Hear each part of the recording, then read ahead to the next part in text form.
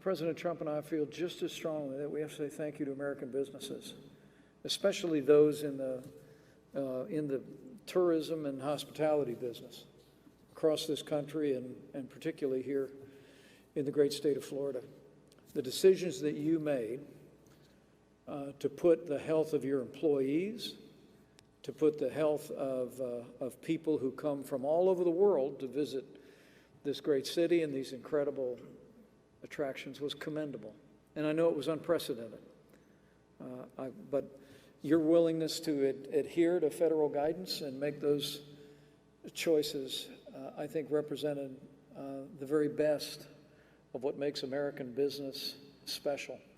And so I want to invite a round of applause for the leadership represented at this table and all of the businesses that were willing to put the health of your employees, the health of the people of Florida, and America first. Thank you very much.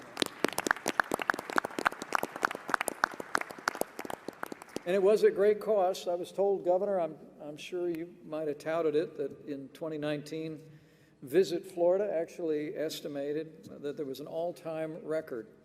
131.4 million visitors traveled to Florida to enjoy your beaches, to enjoy the sunshine, to enjoy all the great attractions that are represented here. I can tell you not too many years went by that the Pences didn't load the minivan and drive down from Indiana. And I'll tell you, your West Coast, Sanibel Island, Fort Myers almost feel like a second home to our little family. And that's why, Governor, for all the challenges that we've been through, I know the people of Florida and the President and I appreciate the steps that you are taking to safely and responsibly reopen Florida to the people of this state and the people of this country. In a very real sense, Florida is leading the way among a handful of states that step forward. And Governor, I want to appreciate the fact, having been surrounded by epidemiologists in my current assignment for the last 3 months, that you did it all on the basis of data. Thank you for that. Thank you for understanding that the ability to reopen Florida could be implemented not just on a statewide basis, but also on a county-by-county basis. And I know that your administration has looked at those areas that still have challenges and dealt with them differently than other areas of Florida where we've seen significant declines or a very limited number of coronavirus cases to begin with.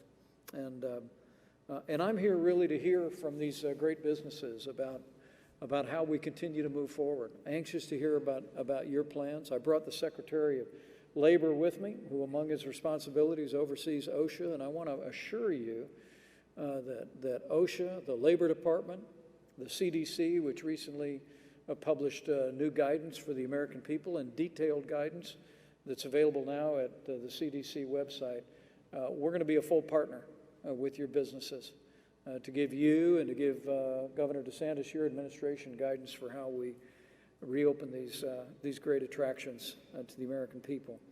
But let me also say, I want to thank you through the course of this ordeal with what so many of you have done. Somebody handed me a sheet on the way here.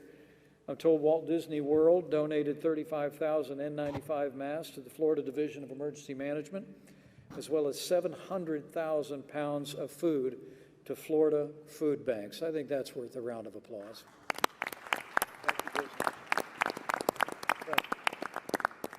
Over the past 2 months, I'm also told that SeaWorld Parks and Resorts collectively donated more than 41,000 pounds of food to food banks and charities across America, and thank you for that generosity. Just truly remarkable.